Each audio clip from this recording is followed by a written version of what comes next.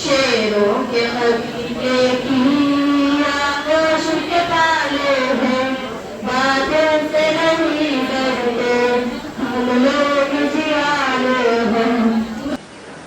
Assalamualaikum warahmatullahi wabarakatuh. My name is Aisha Siddiqa from 8th standard. Today I am asking some questions related to Islam, and she is Tanzil, my classmate, and she will give the answer. Name the animal of Prophet sallallahu alaihi wasallam which will go to heaven. आप सल्लल्लाहु अलैहि वसल्लम का वो कौन सा जानवर है जो जन्नत में जाएगा? Our Prophet camel, आप सल्लल्लाहु की ऊँट. Where does the devil live in the houses? शैतान हमारे घर में कहाँ पर पाया जाता है? The place where the garbage kept, जहाँ कूड़ा रखा होता है. Which creature is protected by the angels? फरिश्ते किस मखलूक की हिफाजत करते हैं? मुमन्नित इंसानों की. What is that sin that cannot accept our good deeds? वो कौन सा गुनाह है जिससे हमारे नेक अमल कबूल नहीं होते? Ever smoke shit करने वालों के कोई नेक अमल कबूल नहीं होते. What is the meaning of दज्जाल? दज्जाल के क्या मायने हैं? The meaning of दज्जाल is liar, cunning and desperate. झूठा, शातिर, Chaalbaaz. The man was created from the soil of which part of the earth? इंसान किस मिट्टी से बनाया जाता है? The person is made from the soil for that place where the person will be buried. जिस मिट्टी में इंसान को दफनाया जाता है उसी जगह की मिट्टी से इंसान को बनाया जाता है. Which prophet has planted the first date palm tree? कौन से नबी ने पहला खजूर का झाड़ उगाया है? हज़रत अनूश रज़ियल्लाहु तआला अन्हु. Who is that prophet that born on sky and died on the land? वो कौन से नबी है जो आसमान पर पैदा हुआ और जमीन पर वफात पाए? हज़रत आदम अलैहिस्सलाम. Which angel brought the shoes of हज़रत आदम अलैहिस्सलाम? वो कौन से फरिश्ते हैं जो आदम अलैहिस्सलाम का कफन लाए थे? हज़रत जिब्राइल अलैहिस्सलाम. Which food never spoil? वो कौन सी ग़िज़ा है जो कभी खराब नहीं होती?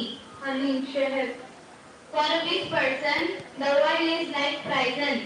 कौन से इंसान के लिए दुनिया कैद की तरह है? Believer, मोमिन के लिए. Which is that crime that cannot be repented of? वो कौन सा गुनाह है जिसकी कभी तौबा कबूल नहीं होती? Suicide, खुदकुशी. At which verse is that first prostration in Quran? कौन से कुरान मजीद में पहला सजदा किस पारे में है? Verses number 9, पारा number 9. Who is that prophet that started speaking as soon as he was born? वो कौन से नबी है जो पैदा होते ही बोलने लग गए? हज़रत आदम अलैहिस्सलाम. Which companion of prophet are as known as father of cat? वो कौन से सहाबी है जो बिल्लियों के बाप के नाम से जाने जाते हैं? हज़रत अबू हुरैरा रज़ियल्लाहु तआला अन्हु. Thank you.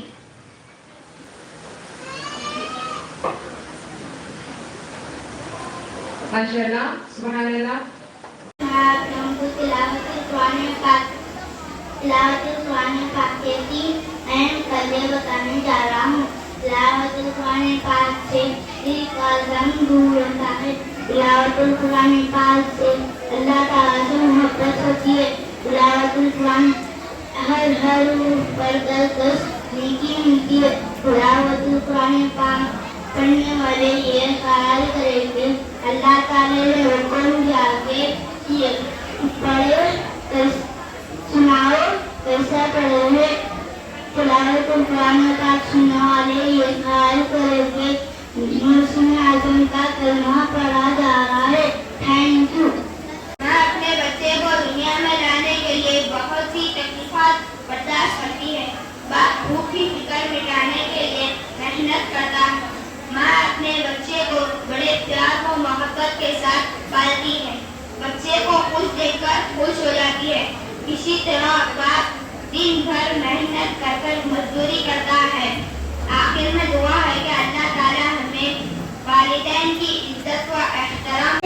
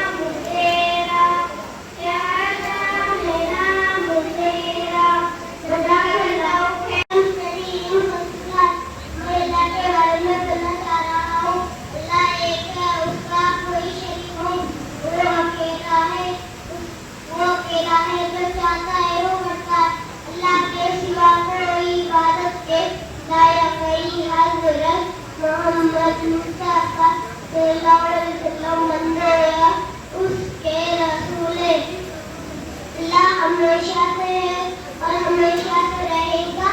وہی اول ہے, وہی آخر ہے, وہی ظاہر ہے, وہ کسی کا محتاج نہیں, ساری دنیا اس کی محتاج ہے. جزاک اللہ خیر. سامنے حضرت محمد صلی اللہ علیہ وسلم کا نسب نامہ بیان کرتی ہوں.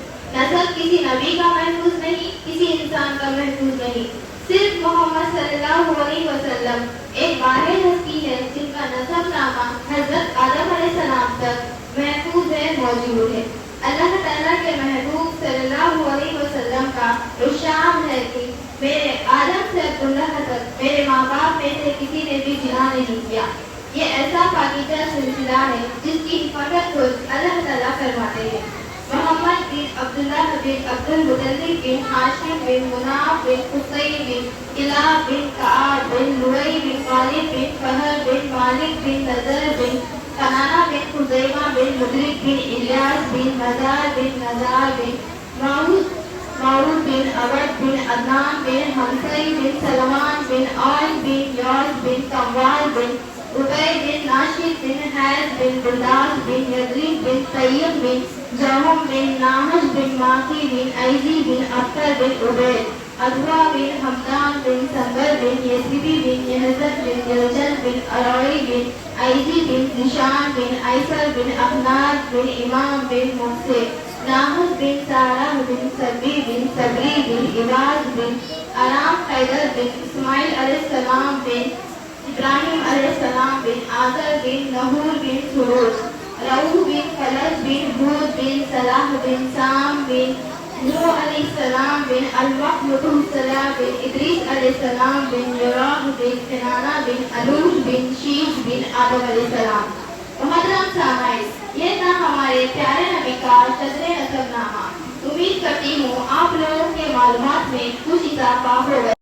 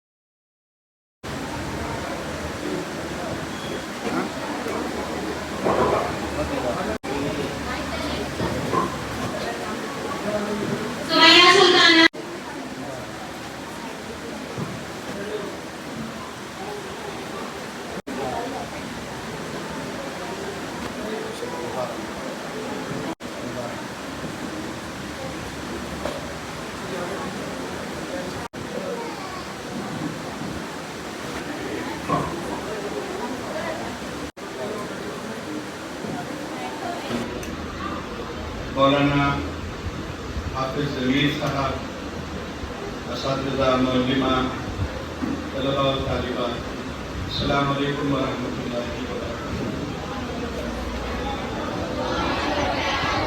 میرے لیے بڑی خوشی کی بات ہے کہ ایک علم کی محفل میں شریک ہوں، کیونکہ ہمارے سامنے مثال ہے۔ اللہ کے رسول صلی اللہ علیہ وسلم ایک مرتبہ مسجد نبوی میں تشریف لائے تو دیکھا کہ صحابہ کی ایک جماعت ایک جانب ہے، دوسری جماعت ایک جانب ہے۔ ایک جماعت اللہ کے ذکر میں مصروف ہے، دوسری جماعت علم کی بات کرنے میں مصروف ہے۔ اللہ کے رسول تشریف لائے اور فرمایا دونوں بھی بھلائی پر۔ اس کے بعد آگے بڑھے اور جو جماعت علم کے موضوع پر بات کر رہی تھی اس جماعت میں آ کے رسول اللہ بیٹھ گئے۔ اس سے اندازہ ہوتا ہے کہ اس دنیا میں سب سے بڑا کام، پسندیدہ کام علم کی محفل سجانا ہے۔ یہ اسکول جو روزانہ چل رہا ہے، یہ مت سمجھیے کہ یہ ریگولر اسکول ہے۔ قرآن مجید نے سب سے پہلے مسلمانوں پر جو آیتیں بطور پیغام کی عطا فرمائی، اس میں اقرا 2 مرتبہ آیا۔ اقرا بسم ربک الذی خلق، خلق الانسان من علق۔ اس کے بعد پھر فرمایا گیا اقرا وربک الاکرم۔ اور دوسری مرتبہ جو اقرا آیا ہے اس سے مراد زمانے کی ضرورت کا علم حاصل کرو، یعنی ماڈرن ایجوکیشن۔ آپ ایک ایسے اسکول میں ہیں جہاں پر بیک وقت دونوں تعلیم دی جا رہی ہے، دینی تعلیم بھی دی جا رہی ہے، ماڈرن ایجوکیشن بھی آپ کے بچوں کو فراہم کیا جا رہا ہے۔ اور قرآن مجید نے آنے والے قیامت تک کے زمانے کے حالات کو پہلے سے ہی بتایا۔ آپ دیکھیے اسی آیات کا تسلسل جو ہے 5 آیتیں ہیں، یہ اس میں فرمایا گیا اقرأ وربک الاکرم الذی علم بالقلم۔ اس رب کے نام سے پڑھیے جس نے قلم کے ذریعے سکھلایا۔ تو ایک سوال پیدا ہو سکتا ہے، آج کل ایجوکیشن وداؤٹ پین پیپر کا بھی کانسیپٹ آیا ہے، تو کیا یہ قرآن کا نظریہ قلم کے ذریعے تعلیم آؤٹ ڈیٹڈ ہو چکا؟ کوئی اعتراض کا ذہن رکھنے والا ایسا اعتراض کر سکتا ہے؟ قرآن تو تعلیم کو قلم سے جوڑ کے بیان کر رہا ہے، جبکہ آج کے ماڈرن ایجوکیشن میں ایکیڈمک کے لیے، تعلیم کے لیے قلم کی ضرورت ہی نہیں۔ لیکن اللہ تعالیٰ کو آئندہ زمانے کی ساری ایجادات کا اس لیے علم ہے کہ وہی خالق ہے، اسی کے منشا اور مرضی سے بندے اپنی صلاحیتوں کو پروان چڑھاتے ہیں اور جو کوشش کرتے ہیں وہ سرفراز ہوتے ہیں، چاہے کسی مذہب سے ہو۔ جو کوشش کرتا ہے اللہ اس کو کامیابی دلاتا ہے۔ تو اللہ نے ان آیتوں کے بعد الذی علم بالقلم، ایک مرتبہ تعلیم کو قلم سے جوڑا، دوسری مرتبہ فرمایا اس کے فوراً بعد علم الانسان ما لم یعلم، یعنی انسان کو سکھلا دیا۔ یہاں پر قلم کا ذکر نہیں جو وہ نہیں جانتا تھا۔ تو تعلیم قلم کے ذریعے بھی ہو سکتی ہے، قلم کے بغیر بھی ہو سکتی ہے۔ تو قرآن مجید آپ کو دین اسلام سے متعلق یہ رہنمائی کر رہا ہے، اور تربیت بہت ضروری ہے۔ یہ بچے پڑھنا چاہتے ہیں، ہم انہیں دعوتوں میں لے جا کر ان کے مستقبل کو خراب کر رہے ہیں۔ یاد رکھیے یہ بچے ٹیلنٹڈ ہیں، صلاحیت والے ہیں، ہم انہیں موقع فراہم کریں، رات میں جلدی سونے کا آپ گھر میں ماحول بنائیں۔ ایک روم کم سے کم بنائیے جہاں لائٹ آف ہو، آپ کے بچے وہاں آرام کر رہے ہیں۔ آپ کو مصروفیت پہ کچھ کام کر رہے ہیں، دوسرے حصے میں کیجیے۔ گھر میں تعلیم کا ماحول دیجیے بچوں۔ آپ سب مائیں ہیں، دنیا کا سب سے مقدس عمل، سب سے پاکیزہ جو عمل ہے وہ ماں کا تربیت کا۔ ماں کے ذریعے ہی نسلیں پروان چڑھتی ہیں۔ آپ کے بچوں کا مستقبل، ان کی کامیابی آپ کی محنتوں کا بدلہ ہوتا ہے۔ آپ کی قربانی آپ کے بچوں کو کامیاب بناتی ہے۔ اس لیے آپ سب اپنے بچوں کو گھر میں تعلیم کا ماحول فراہم کریں۔ انہیں ایسا لگے کہ ہمارے گھر میں پڑھنا ہے. تعلیم کے لیے ان کو مواقع دیجیے. میں مبارکباد دیتا ہوں مولانا حافظ ضمیر صاحب کو کہ انہوں نے دینی تعلیم کے ساتھ انگریزی ماڈرن ایجوکیشن کے کانسیپٹ کو کامیابی کے ساتھ فلفل کیا ہے. اس سے پہلے میں بچوں سے ایگزام بھی لیا, بچوں سے پوچھا بھی ہوں, مجھے کافی اطمینان ہوا. جب بھی میں دوسرے مدرسے میں جب شریک ہوا, یہاں سے پہلی بار آیا ہوں, بچوں کی تعلیمی لیاقت سے مجھے بہت تاثر حاصل ہوا, میں بہت متاثر ہوا. کیونکہ ایک طرف یہ بچوں کو ان کا ماڈرن سلیبس جو ہے وہ معلوم ہے, ساتھ ہی قرآن کی آیتیں یہ پڑھ رہے ہیں, چھوٹے چھوٹے سورے ان کو یاد, سیرت پر تقریریں کر رہے ہیں. یہی ہماری زندگی میں کامیابی ہے. یہ بچے اگر آپ کے اطاعت گزار رہتے ہیں تو اللہ کے بھی اطاعت گزار, اگر یہ آپ کی بات نہیں مانتے تو اللہ کی بات بھی نہیں ماننے کی بات نہیں. اس لیے ابتدائی عمر سے ہی ان کو اطاعت گزار بنانا چاہیے. اللہ تعالیٰ یہاں پڑھنے والوں کو, پڑھانے والوں کو, ان کے والدین کو, سب کو زندگی میں ہر طرح کی کامیابی عطا فرمائے. صلی اللہ تعالیٰ علیہ وسلم اجمعین والحمد للہ رب العالمین. السلام علیکم ورحمۃ اللہ وبرکاتہ. الحمد للہ رب العالمین والصلاة والسلام على اشرف الانبیاء والمرسلین. اما بعد. معزز و مکرم سامعین و ناظرین اکرام, میں Hafiz Mohammad Zameer Ahmed, correspondent of Furqan Islamic group of schools. آج ہمارے اس اسکول میں سیرت النبی صلی اللہ علیہ وسلم کا پروگرام رکھا گیا, جس میں ہمارے اسکول کے تمام طلباء نے یو کے جی کلاس سے لے کر 10th کلاس تک بہترین انداز میں حضور پاک صلی اللہ علیہ وسلم کی سیرت بیان فرمائی, جس میں حضور پاک صلی اللہ علیہ وسلم کے شجر مبارک سے لے کر اپنی زندگی میں کئی سارے واقعات جو حضور پاک صلی اللہ علیہ وسلم نے کس طریقے سے دین کی تبلیغ فرمائی اور کس طریقے سے آپ نے اخلاق کا مظاہرہ پیش کیا, ان تمام چیزوں پر, ان تمام باتوں پر ہمارے اسکول کے تمام طلباء نے بہترین انداز میں حضور پاک صلی اللہ علیہ وسلم کی سیرت بیان کی, جس میں شہر کے ممتاز عالم دین مولانا مفتی انوار احمد صاحب حفظہ اللہ تعالی تشریف لائے اور اپنے دست مبارک سے تمام طلباء کو اسنادات دیے. اور مہمان خصوصی نصیر غیاث صاحب بھی ہمارے اس پروگرام میں تشریف لائے, جس میں ہمارے اسکول کے تمام طلباء کو دینی تعلیم سے آراستہ کیا جاتا ہے.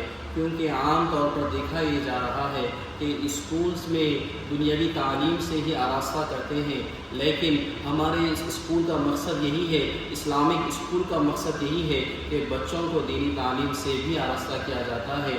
کیونکہ معاشرے میں بچوں کو بچپن سے ہی دینی تعلیم سکھانا یہ ہمارا فریضہ ہے. کیونکہ معاشرے میں دیکھا یہ جا رہا ہے کہ بچے بد اخلاق ہو رہے ہیں, ماں باپ کی نافرمانی کر رہے ہیں, تو ہم کو چاہیے کہ ہم ابتدا سے بچوں کو ابتدا سے ہی حضور پاک صلی اللہ علیہ وسلم کی سیرت بتائیں, حضور پاک صلی اللہ علیہ وسلم کا طریقہ بتلائیں. جو بچے قرآن کریم کو حفظ کرنے کی صلاحیت رکھتے ہیں, قرآن کو اچھے انداز میں پڑھ رہے ہیں, ان بچوں کو حافظ قرآن بھی بنایا جا رہا ہے. خصوصی طور پر ہمارے پاس اسکول میں بچوں کو لڑکیوں کے لیے علیحدہ کلاس اور لڑکوں کے لیے علیحدہ کلاس رکھا گیا ہے. بچوں کو روزانہ نماز ظہر کی پابندی کی جاتی ہے, نماز کا طور طریقہ بتلایا جاتا ہے کہ کس طریقے سے بچے نماز پڑھے, امام صاحب کے پیچھے پڑھے تو کس طریقے سے پڑھے, تنہا نماز پڑھے تو کس طریقے سے نماز پڑھے. ان تمام امور کو بہترین انداز میں اس اسکول میں سکھایا جا رہا ہے. اور ایک اسلامی پروگرام, جب کبھی جو کوئی اسلامی پروگرام ہوتے ہیں, شہر کے ممتاز علماء کرام ہمارے اسکول میں تشریف لاتے ہیں, ہمارے پروگرامز میں تشریف لاتے ہیں. ہمارے مہمانان خصوصی اور تمام والدین کا جو اس محفل میں شریک ہوئے ہیں, آپ تمام کا میں تہ دل سے شکر گزار ہوں. گزشتہ 10 سال سے ہم اسکولز میں عصری تعلیم کے ساتھ دینی تعلیم سے بچوں کو آراستہ کر رہے ہیں. الحمدللہ چندرائن گٹا ایریے میں ہمارے اسکول واقع ہیں اور فاطمہ نگر وٹے پلی میں ہمارے اسکول واقع ہیں. آپ تمام بھی ہمارے اسکول سے استفادہ حاصل کر سکتے ہیں۔ ہمارے اسکول میں یہ لازمی ہے کہ بچوں کو اصلی تعلیم سے، دینی تعلیم سے آراستہ کیا جاتا ہے۔ اللہ تبارک و تعالیٰ سے دعا ہے کہ اللہ تعالیٰ ہمارے اس دینی خدمات کو قبول فرمائے۔ آخر دعوانا ان الحمد للہ رب العالمین۔